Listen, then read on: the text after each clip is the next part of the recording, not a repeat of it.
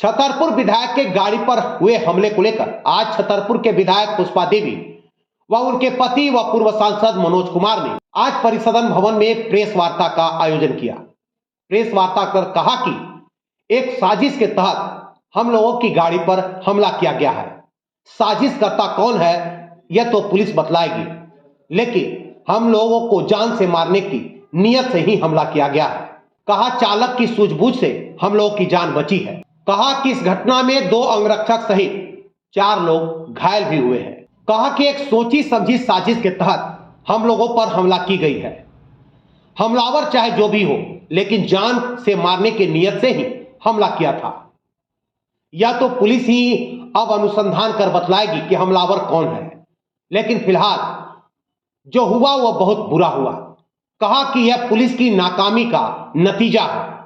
साथ ही राज्य सरकार पर भी जमकर निशाना साधा।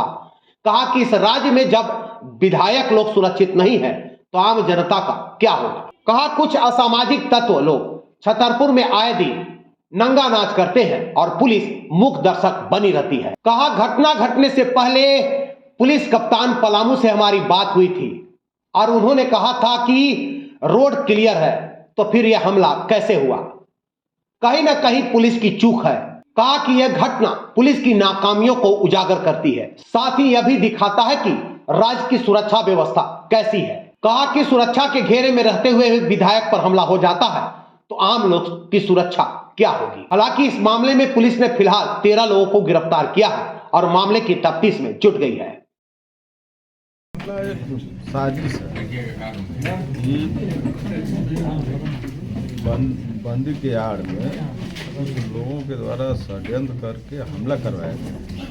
क्योंकि जो स्थिति था, हम लोग भी बंदी बहुत देते हैं, लेकिन रोड एकदम सूना है, दूसरे लेन में गाड़ी चल रही है और अचानक कुछ लोग अंधेरा से निकलता है, बिना कुछ जानकारी दिए आप पर अटैक करता है। तो यह तो एक सोची समझी साजिश के तहत हमला करवाया। क्या लगता है राजनीतिक प्रतिद्वंदी है या मतलब देखिए, हम लोग सार्वजनिक जीवन में रहते हैं, पॉलिटिकल आदमी हैं। कौन प्रतिद्वंदी है, राजनीतिक प्रतिद्वंदी है कि और कोई मामला हो सकता है, या तो अनुसंधान के विषय पुलिस अपना जांच करे। रात में FIR मेरे द्वारा किया गया है। कुछ लोग को भी लोग रात में अरेस्ट भी किया है। अभी DSP से कुछ देरी पहले बात हुई और DSP का कहना है कि जो आप लोग पर सर अटैक करने वाले लोग हैं वो सब चिन्हित हो। क्या एक सवाल, जैसे आपने कहा कि मतलब कितने मतलब इस घटना में कितने लोग मतलब घायल हुए? हम लोग जो देखे, मेरा गाड़ी आगे गया था, विधायक जी का गाड़ी पीछे था। हम जो देखे, अचानक जैसे गाड़ी मेरा टर्न कर रहा था, अचानक कुछ लोग अंधेरा की तरफ से 10-15 की संख्या में धरो धरो पकड़ो मारो कहते हुए पत्थरबाजी करना शुरू कर गाड़ी की तरफ दौड़ने लगे। कौन कौन लोग घायल हुए? उसमें घायल दोनों गाड़ी का ड्राइवर हुआ है और 2 अंगरक्षक में हुआ है।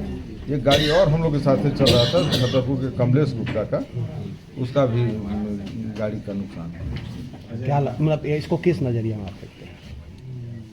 नज़रिया अब क्या कहें, अब चूँकि आने से पहले हम लोग गुलाबझरी गांव में थे, वहाँ SP से बात किए, वहीं से DSP से बात किए, थाना प्रभारी से, छतरपुर SDO से, ये लोग पूरी आश्वस्त किया कि रास्ता चालू हो गया। इसके बाद आया है, सब सारे लोग की जानकारी में था कि हम लोग उस इलाके में हैं। सुबह से पुलिस प्रशासन की जानकारी में था कि हम लोग उस इलाके में हैं और जब आने का सूचना था, इसके बावजूद भी विधायक जी को एस्कॉर्ट नहीं किया गया और जानबूझ के यह घटना होने दिया गया। ये तो बहुत ही गंभीर विषय है। पुलिस की चूक मानते हैं? पुलिस का पूरी चूक है, एकदम चूक है।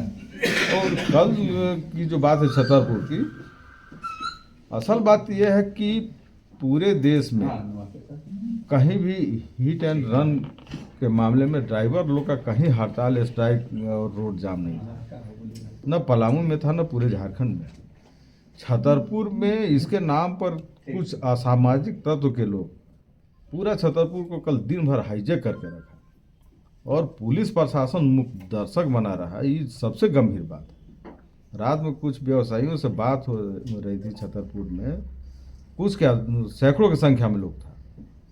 छतरपुर के व्यवसायी इतना आतंकित है कि इस माहौल में हम लोग कैसे रह पाएंगे कि जब मन होता है कुछ लोग रोड पर निकल के पूरा छतरपुर को अस्त व्यस्त कर देता है, जाम कर देता है, बंद करा देता है।